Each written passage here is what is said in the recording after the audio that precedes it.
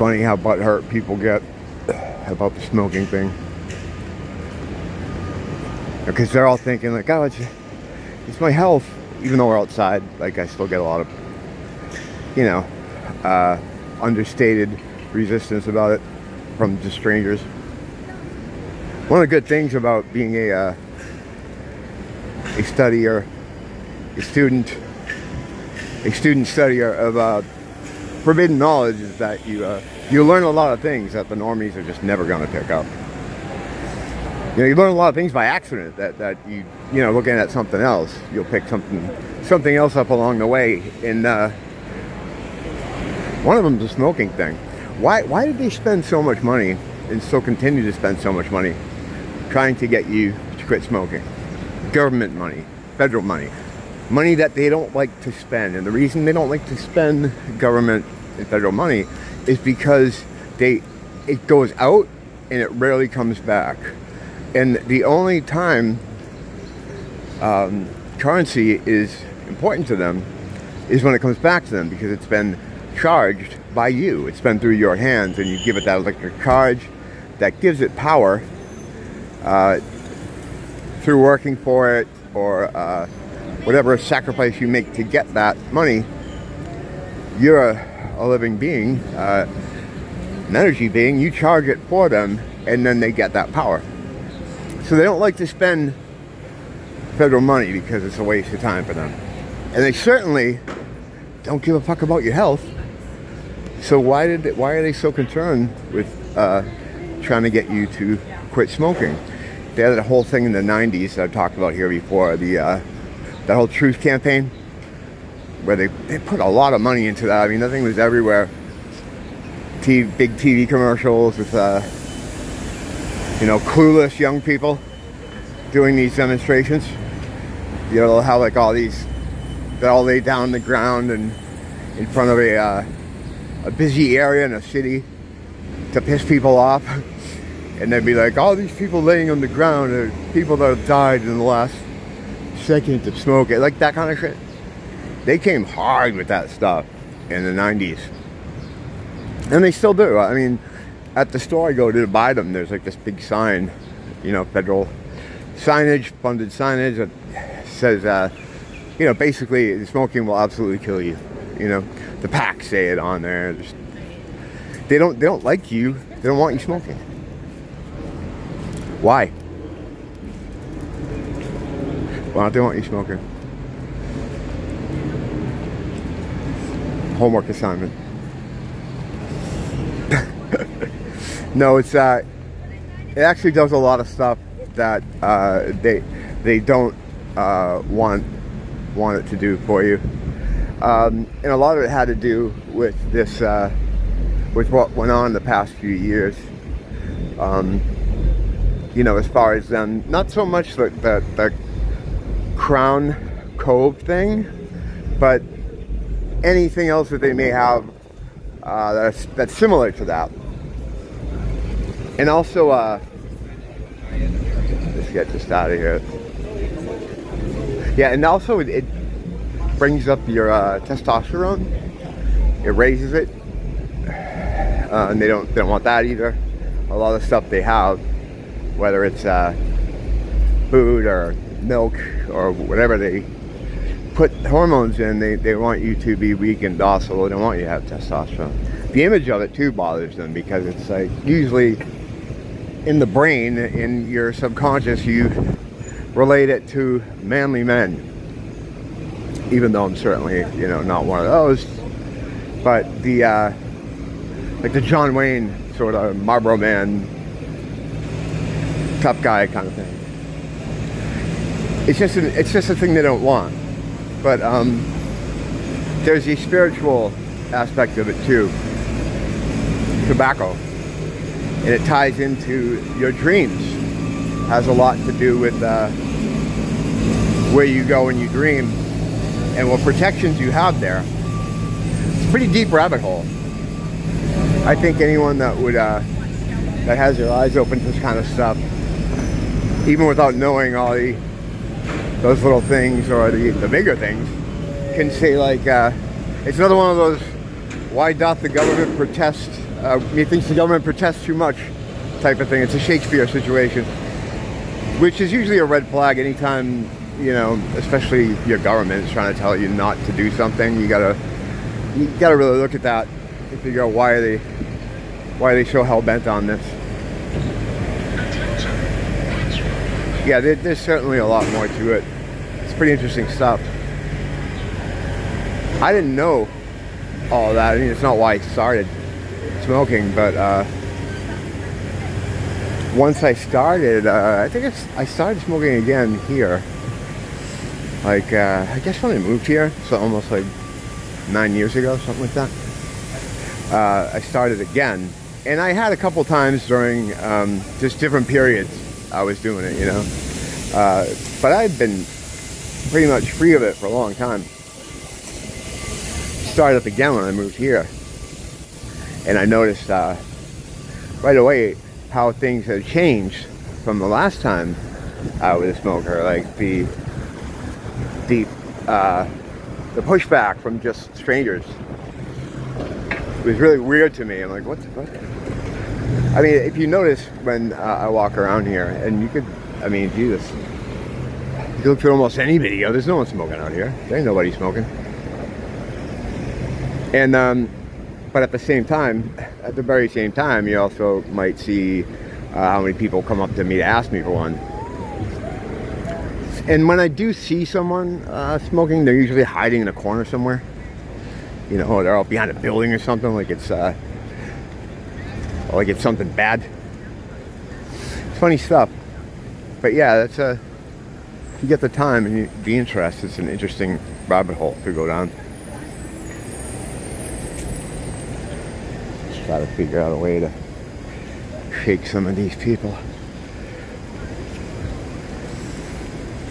Just watching this video, it's this Jamaican guy talking about demons, reiterating a lot of the stuff that I say all the time, talking about how they move from body to body, how they can move from people to other people who are low vibrational enough because of this energy.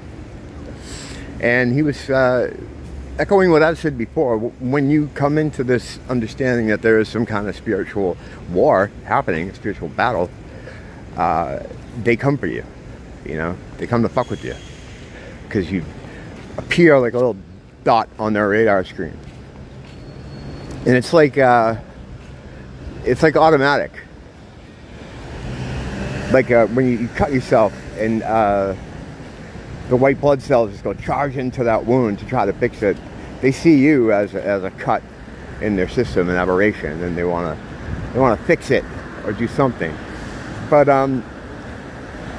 he was talking about how they'll move person to person, and that's indeed what we were seeing when I first started encountering this with Craig and my friend Craig there, who's been on the fucking channel. In the summer of 2017, it's like they were all saying the same stuff. They're all using the same words, and it was trippy because at the time I wasn't hip to the whole spiritual realm thing. I was coming around to it, but I just come off a long stretch where I wasn't. I'm gonna walk through here. I wasn't exactly an atheist, but you know, I say that sometimes, but I was more like an agnostic, I guess. I knew there was something going on, something out there, something larger. I didn't, you know, completely think there was nothing. Mostly, there was a period I guess I did. Point being, I wasn't hip to the whole thing. They were kind of coming for him, and I just happened to be there. And through that's how I learned everything. But it was weird because we couldn't figure it out. We're like, are these people having a secret meeting? And like, you know how cops will get together and they'll have the that thing before they go on patrol, and everybody's sitting in the chairs, like you've seen in procedural shows, where it's like, all right, everybody, you know, look out for this and that, and you know, be safe out there. It was like, are they having one of those with a blackboard? Random street people meeting to, and I felt like they all personally knew us. It was really weird, and because it turns out they did, you know, because demons know you, they know all about you, and they share a consciousness to some degree. They're all tapped into the same cloud kind of like we are with amongst ourselves, you know.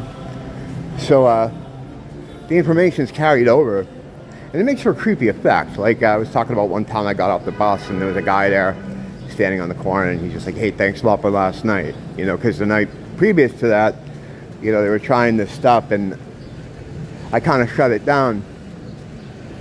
So he was he's kind of giving me shit about it. Never seen a guy before in my life, but he was just another guy that they got into.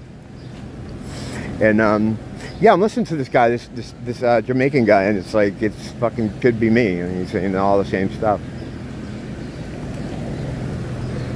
It's pretty interesting.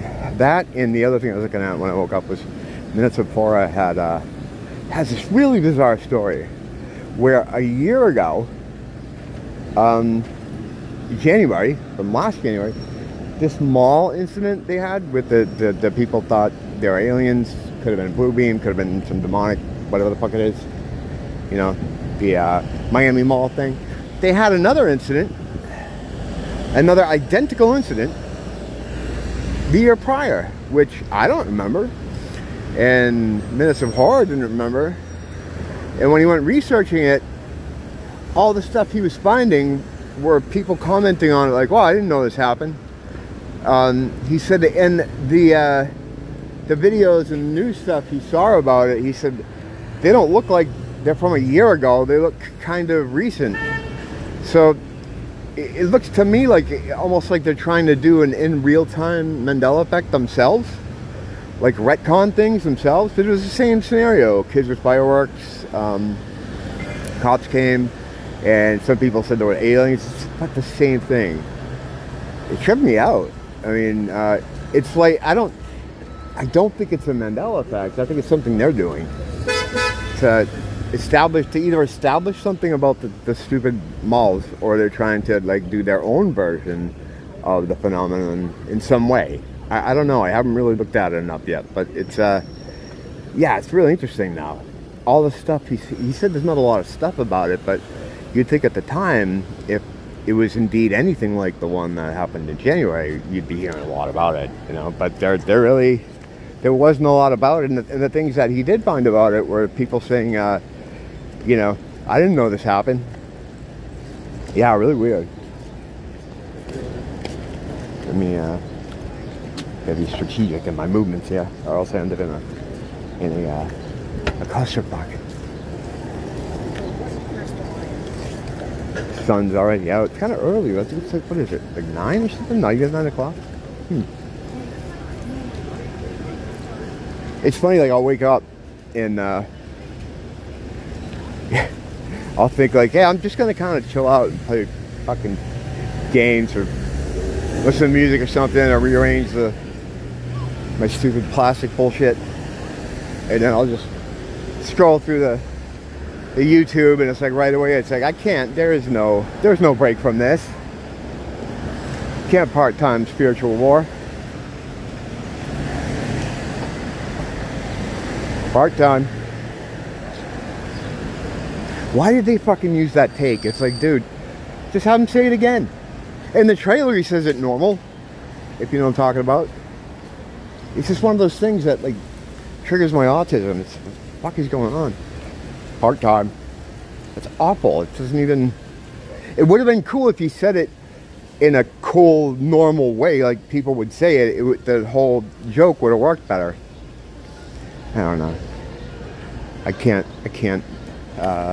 pretend to know what's going on in the mind of Spielberg. Kid eating. Fuck. Another one of them. A lot of kid eaters. You're starting to see them. You're starting to realize who they are. They show themselves. They show themselves. I think they feel safe now in this kind of, in these turbulent times. You know, they're getting more and more brazen with the way they do things and what they do and what they stand for and the point of this whole thing. We need to become more brazen. Right back at them. The problem is they have the population on their side. We don't. Which is a funny, ironic situation as they subjugate these people and they defend them. Whatever. Jesus said, you know, in the Bible, this shit wasn't going to be easy. You know, I expect it to get even crazier, you know. It's fine, no, it's all fine. This is just a little thing, it's a little test. And we're going to pass it with flying fucking carpets. Don't blame the teacher, blame the school.